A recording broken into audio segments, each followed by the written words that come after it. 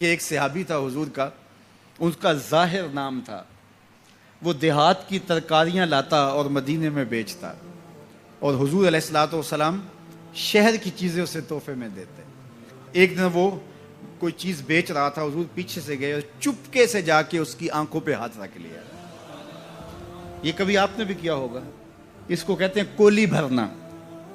جب آپ کا کوئی گوڑا دوست ہو، بڑا جانی اور جگری، جس سے آپ بڑے فرینگ ہو، تو پھر وہ بیٹھا ہو اور آپ پیچھے سے چپکے سے جا کے اس کی آنکھوں پہ ہاتھ رکھ لیتے ہیں، اور پھر وہ بولتا ہے کہ کون ہے، اور آپ یہ دیکھنا چاہتے ہیں کہ میرا نام کس نمبر پہ آتا ہے۔ بات تو کرتا ہے کہ جناب تجھے یاد رکھتا ہوں، تو آج میں نے ہاتھ رکھے ہیں تو ظاہر اپنے قریبی دوستوں کا نام لے گا، تو میں کس نمبر پہ آتا ہوں۔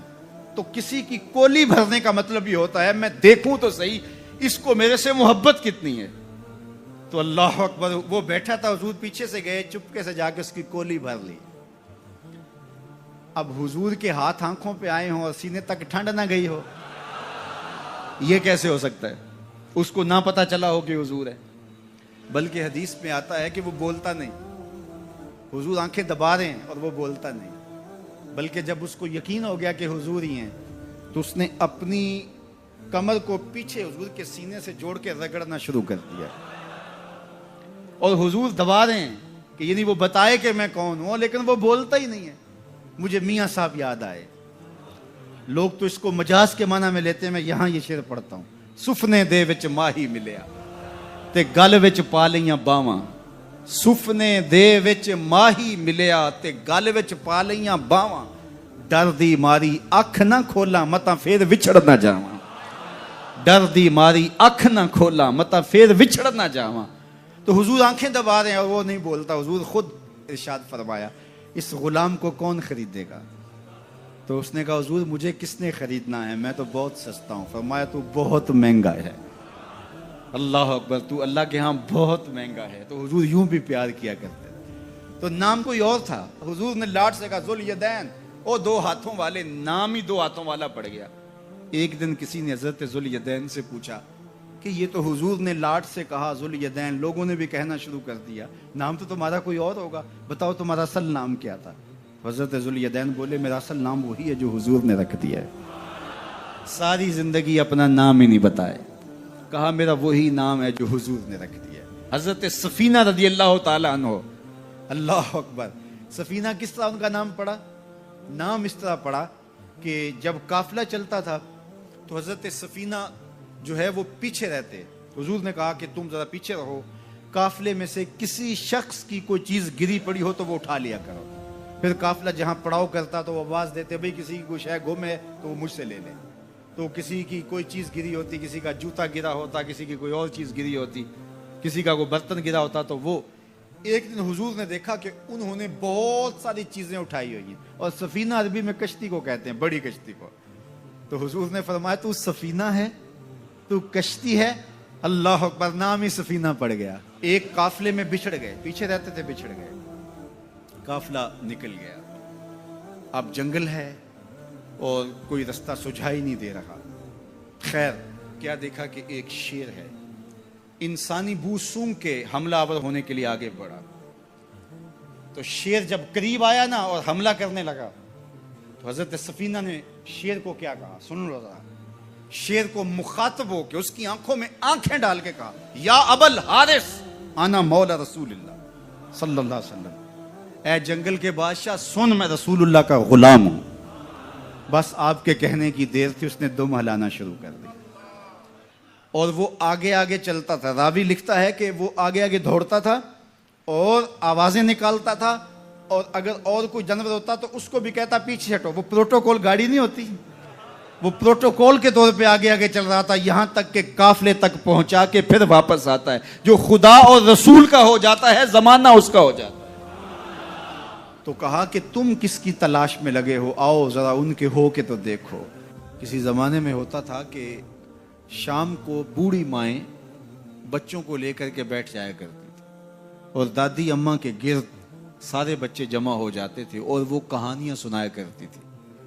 ان کہانیوں میں صحابہ کی عظمت کی کہانیاں تھیں، اہل بیت کے تذکرے ہوتے، اپنے اسلاف کے قصے ہوتے، کہانی کے روپ کے اندر وہ دین گھول کے بچوں کو پلایا کرتی تھی، اور بچوں کو اس کا چسکا، اس کا نشہ ایسا تھا کہ وہ روز شام کو دادی اماں کے بستر میں گھس جاتے اور دادی اماں ان کو دین کا سبق دیتی، اپنی روایات پڑھاتی، اخلاقیات سکھاتی، اور بچے اس درس گاہ سے پڑھ کے جب نکلتے تو پھر وہ دنیا کے جس کونے پہ بھی کھڑے ہوتے اس درس کو کبھی بھی بھولا نہیں کرتے تھے۔ جب سے دادی اماں کا بستر اجڑ گیا ہے، جب سے یہ کلچر دم توڑ گیا ہے اور بچوں کے اوپر اتنی کتابیں لاد دی گئی ہیں کہ انہیں فرصت ہی نہیں ملتی، اور جو باقی وقت بچتا ہے وہ ان کا سکرین کے آگے گزرنے لگا ہے، تو پھر دادی اماں کا بستر ویران ہوا اور بچوں نے وہاں سے جو سیکھنا ہے اس درس گاہ میں جس کے استاد فرنگی روحوں کے بے حس ڈھانچے ہیں، جو انہوں نے سکھانا ہے، تو پھر نتیجہ کیا ہوگا کہ بچہ جو فکر لے کر اور جو طرز زندگی لے کر اٹھے گا تو وہ کبھی بھی اس مزاج سے میل نہیں کھائے گی جو کہ ہمارے اسلاف کا طریقہ تھا، ہمارے اسلاف کا دیا ہوا مزاج تھا۔ آج ماڈرٹ اسلام کی بات کی جاتی ہے، جدیدیت کے قصیدے پڑھے جاتے ہیں، اور جو اسلام کی روح سے ناآشنا لوگ ہیں وہ جھومنے لگتے ہیں شاید یہ جدیدیت ہمارے لیے کوئی نجات دہندہ ہو، یہ ہمارے لیے کوئی پیغام شفا بن کے ہمارے اوپر نازل ہو رہی ہے۔ یہ جدیدیت، یہ اسلام کا مزاج نہیں ہے۔ اسلام وہی ہے جو 14 صدیاں قبل صفہ کے چبوترے پہ بیٹھ کے رسول اللہ نے صحابہ کو پڑھایا تھا۔ اسلام وہی ہے جو مسجد نبوی کی چٹائی پہ بیٹھ کے رسول اللہ نے درس دیا تھا، وہی اسلام ہے۔ اسلام نہیں بدلا، اور نہ ہی اسلام کے اندر کوئی ناسخ و منسوخ ہے کہ جو مشکل لگا اس کو نکال دیا، جو آسان سمجھا اس کو جو ہے وہ رکھ لیا۔ یہ خواہشات کا اسلام نہیں ہے، آرزوؤں کا اسلام نہیں ہے کہ جو مشکل لگا اس کو نکال دیا۔ رومی نے بھی ایک بڑے خوبصورت پیرائے میں اس کی نفی کی ہے۔ کسی زمانے میں وہ لوگ تصویریں چھپوایا کرتے تھے میلوں ٹھیلوں پر، اور تو وہ اس نے کہا کہ میرے یہاں شیر کی تصویر چھاپ دو، تو اس نے وہ مشین جس میں روشنائی ہوتی ہے اس کی جب پن جسم کے اندر ڈالی اور درد ہوا تو پوچھا کیا کرنے لگے؟ کہا کہ میں شیر کا منہ بنانے لگا ہوں۔ اس نے کہا اس نے کون سا کھانا ہے؟ تو اس نے وہ پن باہر نکال لی، پھر دوسری جگہ جب داخل کی تو پھر درد ہوا تو کہا کیا کرنے لگے؟ کہا شیر کی ٹانگیں بنانے لگا۔ کہا اس نے کون سا چلنا ہے؟ پھر اس نے خیر باہر نکالی، روشنائی اندر جذب کرنے کے لیے پھر جب اس نے سوئی ڈالی تو کہا اب کیا کرنے لگے ہو؟ کہا میں شیر کے کان بنانے لگا ہوں۔ تو اس نے کہا اس نے کون سا سننا ہے؟ تو خیر اس نے پھر نکال لیا، تو جہاں رکھے تو پوچھے کیا کرنے لگے ہو؟ کبھی بولے میں اس کی آنکھیں بنانے لگا ہوں، کبھی کہے اس کی دم بنانے لگا ہوں، تو یہ کوئی نہ کوئی عذر پیش کر دے۔ تو اس نے کہا بابا پھر میں کیا بناؤں؟ کہا بس تم شیر بنا دو۔ اس نے کہا میں کیسا شیر بناؤں جس کی آنکھیں بھی نہ ہوں، جس کے کان بھی نہ ہوں، جس کی ٹانگیں بھی نہ ہوں، جس کا پیٹ بھی نہ ہو، جس کی دم بھی نہ ہو؟ کہا بس تم سمپل شیر بنا دو۔ کہا کہ وہ شیر مجھ سے نہیں بنتا جس کے یہ اعضاء نہ ہوں۔ یہ اعضاء تو ہوں گے شیر بنے گا، لیکن جب بھی کوئی اعضاء بنانے کے لیے وہ سوئی جسم کے اندر داخل کرتا تو درد ہوتا، تو وہ اس درد کو برداشت نہ کر پاتا، کہتا نہیں اس کے بغیر شیر بنا دو، اس کے بغیر شیر بنا دو۔ تو میاں یہ جدیدیت کے نام سے جس اسلام کے لوگ بات کرتے ہیں، جو مشکل لگا اس نکال دیا دین سے، یہ دین میں ہے ہی نہیں، بات ہی ختم ہو گئی۔ اور آج مغرب بڑی تیزی کے ساتھ اصطلاح آگے لانے کی کوشش کر رہا ہے۔ پہلے وہ دہشت گردی کے نام سے پورے مسلمانوں کو مارا، ایک اصطلاح لے کر آئے، اور پھر بنیاد پرستی کے نام سے، اور اب جو ہے وہ جدیدیت کے نام سے امت پر حملہ آور ہو رہا ہے۔ اسلام وہی ہے جو کھجور کی چٹائیوں پہ بیٹھ کے ابو ہریرہ نے رسول اللہ سے پڑھا تھا، وہی حیا کی لپٹی ہوئی چادر ہے جو فاطمہ اوڑھتی تھی۔ اسلام وہی ہے جو مدینے کی گلیوں میں میرے حضور لوگوں کو دیا کرتے تھے۔ اسلام وہی ہے جو اسلام ہمیں آنکھوں کا حیا بھی سکھاتا ہے اور دل کا حیا بھی سکھاتا ہے، جو ہمیں تقدس مآب زندگی کا درس دیتا ہے، ہمیں عفت، پاکیزگی، انکساری، عجز اور اللہ کے حضور پنج گانا سجدوں کی تعلیم فراہم کرتا ہے۔ کوئی نیا ایڈیشن اسلام کا جو ہے وہ نہیں چلے گا۔ تو مختلف ادوار کے اندر لوگ آتے رہے، انہوں نے کئی طرزوں کے اسلام لانے کی کوشش کی، لیکن اسلام غیر متبدل نظام ہے، یہ کبھی بھی تبدیل نہیں ہوگا، یہ اللہ کی حفاظت میں ہے۔ اپنا منہ اگر کسی نے کالا کرنا ہے تو وہ کر لے، لیکن اسلام اپنی تمام چمک کے ساتھ ہر دور کے تقاضوں سے ہم آہنگ یہ دین، ہر دور کی ضروریات کو پورا کرتا ہوا یہ دین ہمیشہ لوگوں کو نور اور فیض بانٹتا رہے گا، اور اس دین کا ابتدا سے لے کر کے قیامت کے آخری شخص تک ہر شخص کی ضروریات کی کفالت اسلام کرتا ہے اور سارے ادوار کی ضروریات کو یہ پورا کرتا ہے۔ اپنی نسلوں کی خود تربیت کرو۔ آپ ان درس گاہوں پہ یا ان دانش گاہوں پہ اپنی نسلوں کو نہ چھوڑنا، اگر چھوڑو گے تو پھر وہی ہوگا جو ان درس گاہوں کے پڑے ہوئے لوگ گل کھلاتے ہیں۔ آئے روز پاکستان کے مختلف وزیر کوئی نہ کوئی ایسی بات کرتے ہیں کہ قوم ان کی عقل پہ ماتم کرتی ہے کہ یہ کون سی مصیبتیں ہمارے اوپر مسلط کر دی گئیں۔ اور اب وزیر اعظم پاکستان نے جو بات چھوڑی ہے اور جس لہجے میں بات کی ہے، تو یہ جو ہے وہ معاملہ اس لیے ہے کہ انہوں نے پڑھا ہی وہاں سے ہے جو مرتب کردہ نصاب ان لوگوں کا تھا جب 1857 کی جنگ آزادی ہوئی، تو جو ادھر کے لوگ تھے انہوں نے اس کو غدر کہا، لیکن ہم اس کو جنگ آزادی کہتے ہیں۔ تو جو بھی لفظ بولے جاتے ہیں اس کے پیچھے نظریات ہوتے ہیں، تو یہ بات ذہن میں رکھیے گا کہ غیر مسلم چاہے اپنے سکولوں میں، اپنی یونیورسٹیوں میں، اپنی دانشگاہوں میں دین بھی پڑھا رہے ہوں تو وہ دین بھی ان کے مزاج کا ہوگا، تو وہ ظاہر ہے ان کے ہاں غنیمت کا لفظ ہی موجود نہیں ہے، تو وہ لوٹ مار نہیں کہیں گے تو اور کیا کہیں گے، چونکہ ان کے ہاں یہ اسلامی اصطلاح ہی موجود نہیں ہے، تو وہ کس طرح اس کو جو ہے وہ غنیمت کا لفظ بول سکتے ہیں۔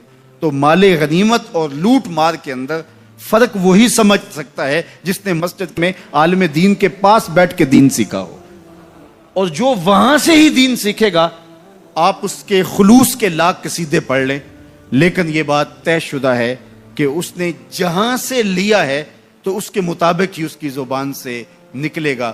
اقبال نے جو لیڈر کی خوبیاں بیان کی، یہ خوبیاں ہونی چاہیے: چے باید مردرا تبے بلندے مشرب نابے دلے گرمے نگاہ پاک بینے جانے بے تابے، یہ 5 چیزیں ہیں۔ ان میں سے دوسری چیز مشرب نابے، اس نے جہاں سے پانی پیا ہے، جہاں سے اس نے غذا لی ہے، جس گھاٹ سے اس نے اپنی غذا لی ہے، وہ مشرب پاکیزہ ہونا چاہیے۔ اگر وہ مشرب پاکیزہ نہیں ہے تو اس کے اثرات بدن پر ضرور ہوں گے۔ اس لیے اپنے مشرب اچھے کرو، اپنی اولادوں کے مشرب اچھے رکھو۔ یہ فیشن کے فلاں سکول میں ہم نے اپنے بچوں کو داخل کروانا ہے، یہ نسل کو لے ڈوبے گا۔ یہ 4 دن کی زندگی اصل ہماری زندگی آخرت کی ہے۔ اس لیے اس دور موجود کے اندر اگرچہ اس طرح کی درس گاہیں جو ہے وہ نایاب تو نہیں، کامیاب ہوتی چلی جا رہی ہیں، جس میں اسلام کی روح کے مطابق پڑھایا جا رہا ہو، لیکن آپ کو مجبوراً کہیں بچے داخل بھی کروانے ہوں، لیکن ان کی تربیت کا جوہر آپ کے اپنے ہاتھوں میں ہے، اور کبھی ضائع نہ ہونے دیں۔ مت چھوڑ دیں کہ یہ سکول، یہ کالج، یہ دانشگاہیں، یہ یونیورسٹیاں، یہ ادارے آپ کے بچوں کی تربیت کریں گے۔ یہ آپ کی تربیت کے ضامن نہیں ہیں۔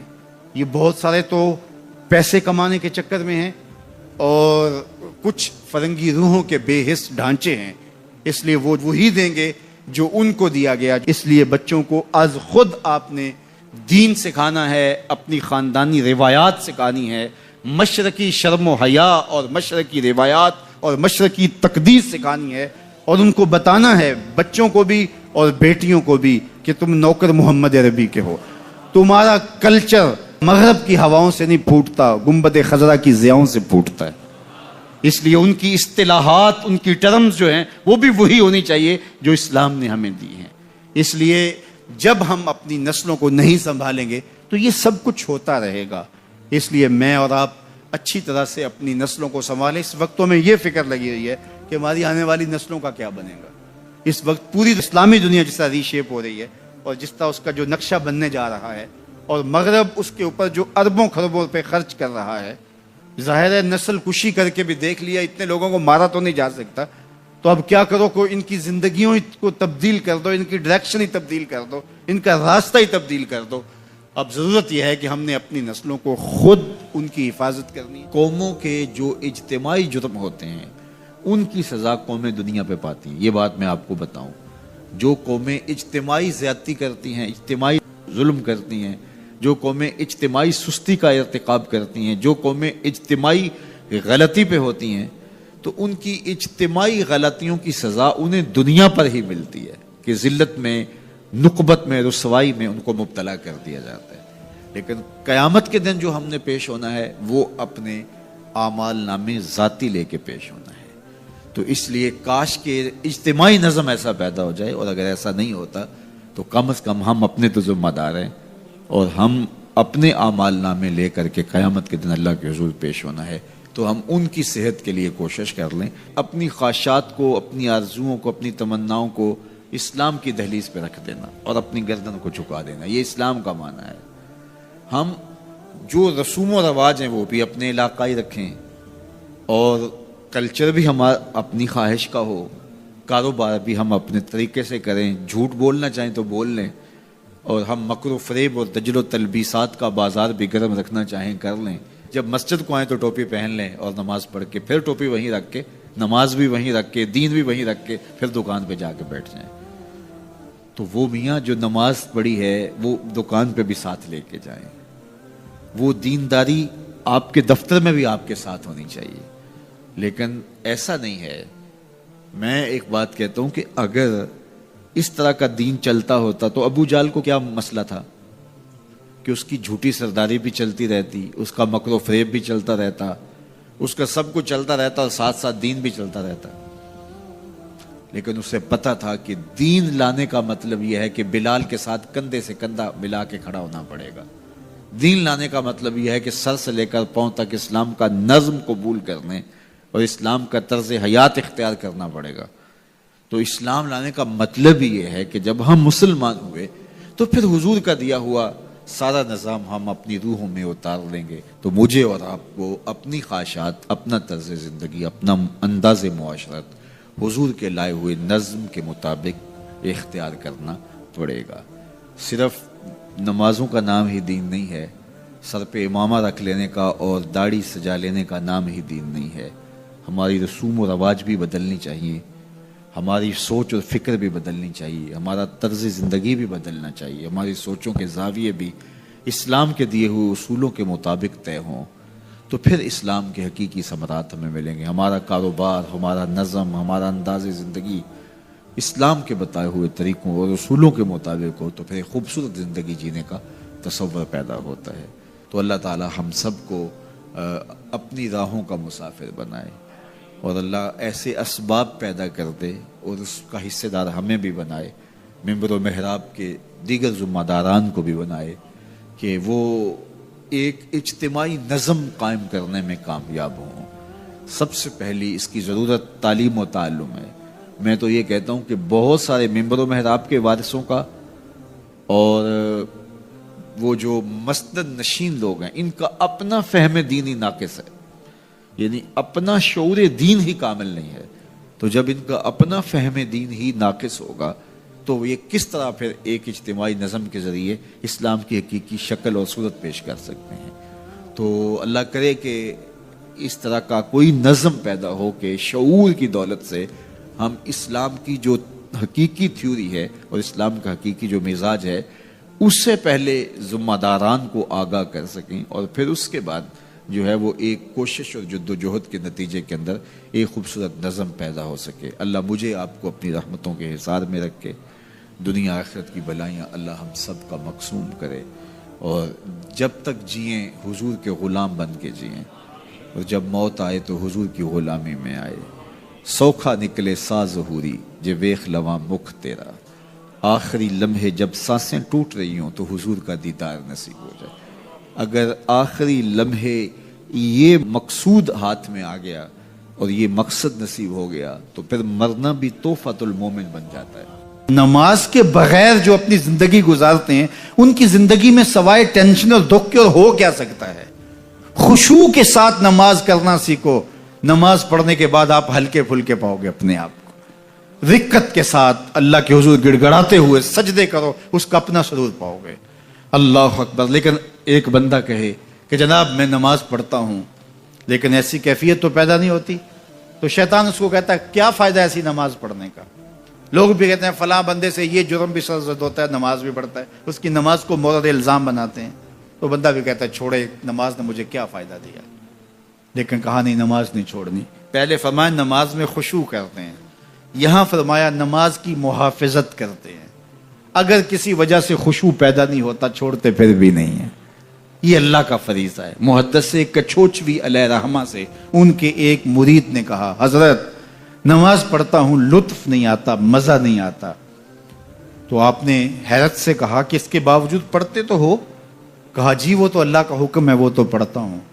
تو محدث کچھوچوی علیہ رحمہ جھومنے لگے، کہا واہ واہ تم لطف کے بندے نہیں اللہ کے بندے ہو، تمہیں سرور نہیں آتا پھر بھی پڑھتے ہو، اس کا مطلب ہے تم سرور کے لیے، مزے کے لیے، لطف کے لیے نہیں پڑھتے، تم تو اللہ کے لیے پڑھتے ہو۔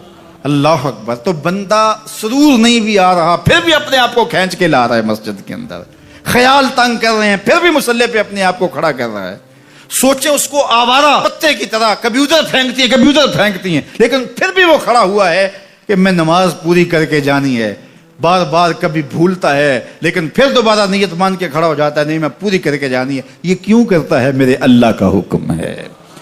تو خشوع کی وہ کیفیت نہ بھی ہو تو کہا محافظت پھر بھی کرتے ہیں، یہ خوش نصیب لوگ ہیں۔ اولئک هم الوارثون، یہ لوگ وارث ہیں، یہ لوگ جن میں یہ خوبی ہیں یہ وارث ہیں۔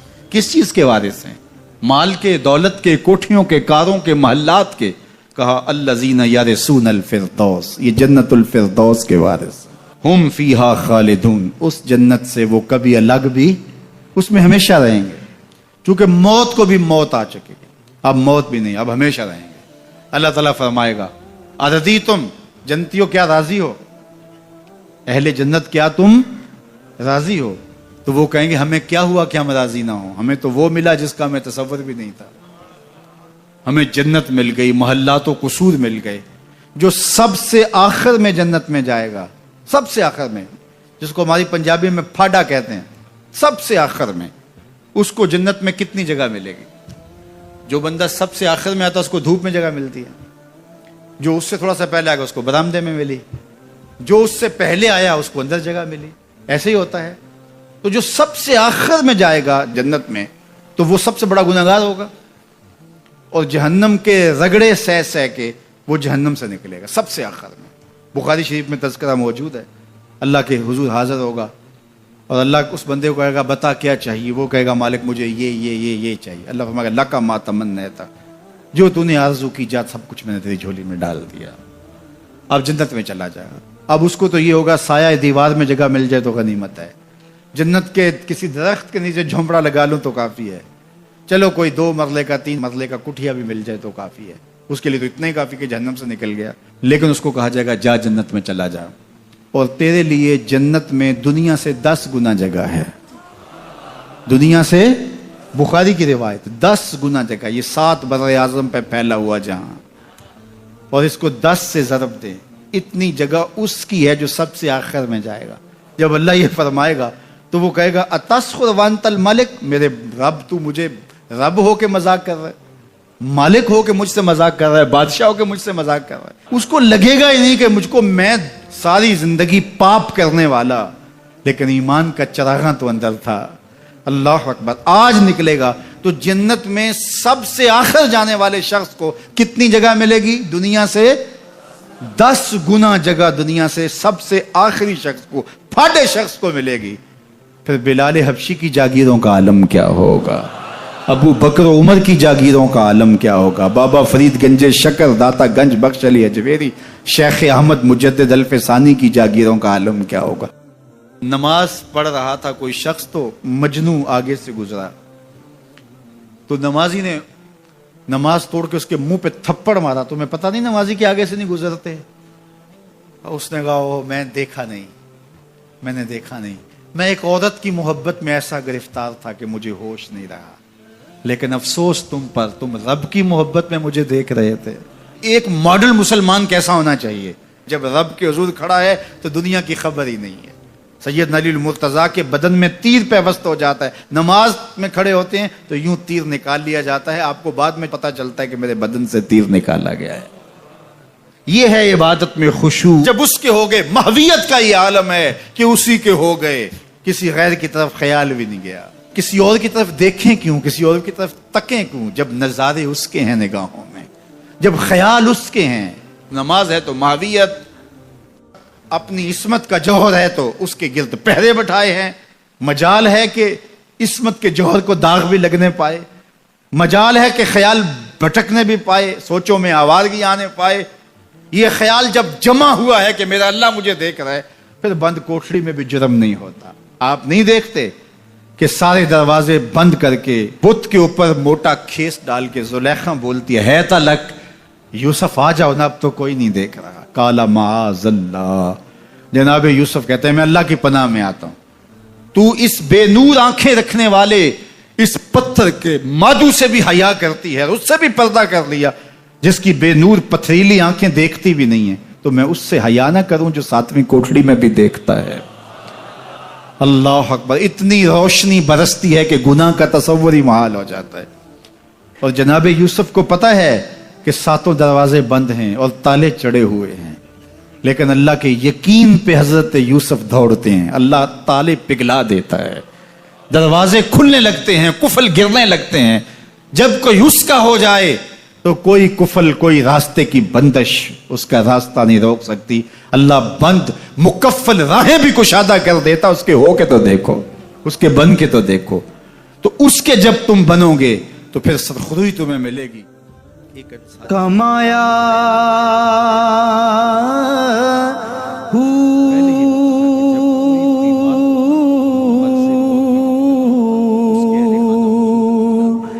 نام بھج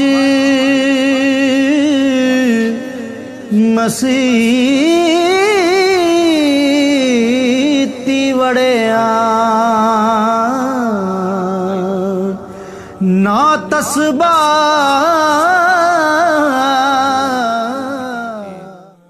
آپ تکلیف دیتے ہو حضور کو. صحابہ نے آپس میں طے کیا کہ جب کوئی شخص فوت ہو جائے تو پھر حضور کو بتانا چاہیے. تو پھر جب کوئی فوت ہو جاتا تو پھر حضور کو بتاتے, حضور ان کے ہاں تشریف لے جاتے. لیکن پھر اور زیادہ مصروفیت ہوئی تو کہا حضور کو جنازے کا بتانا چاہیے. پھر جنازے کا بتاتے.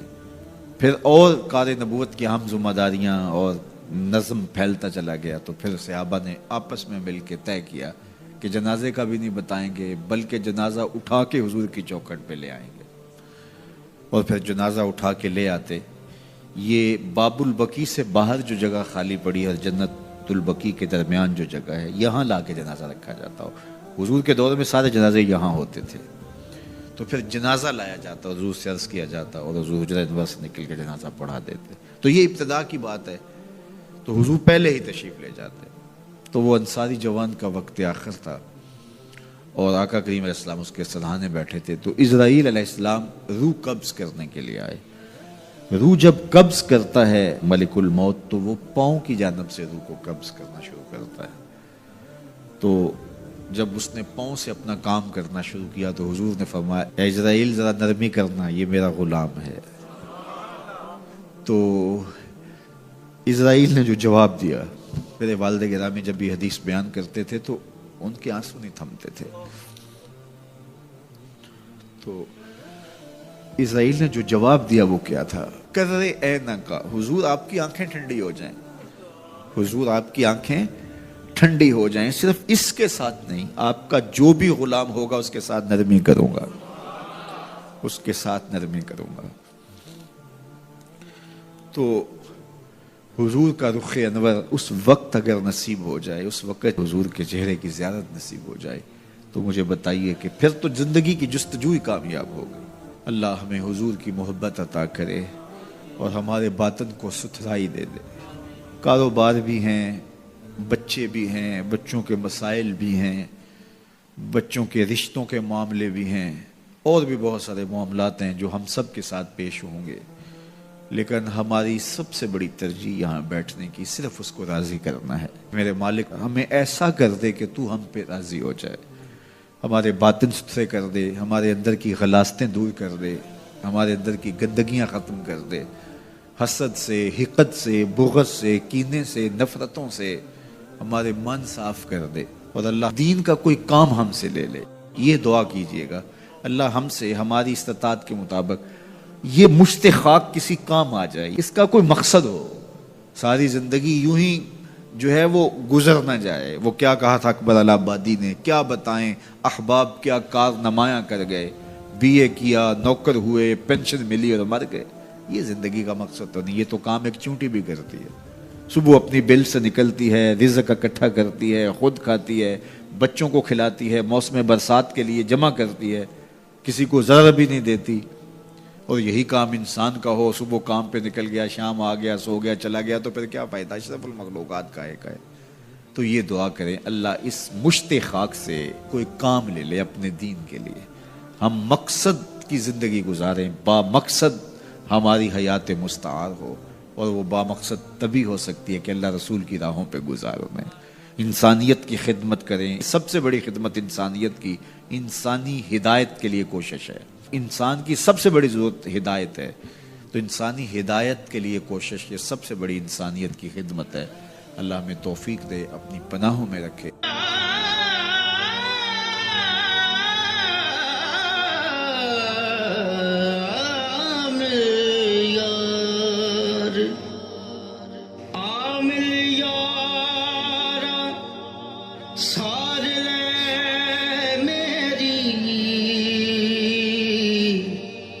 جان دکھاں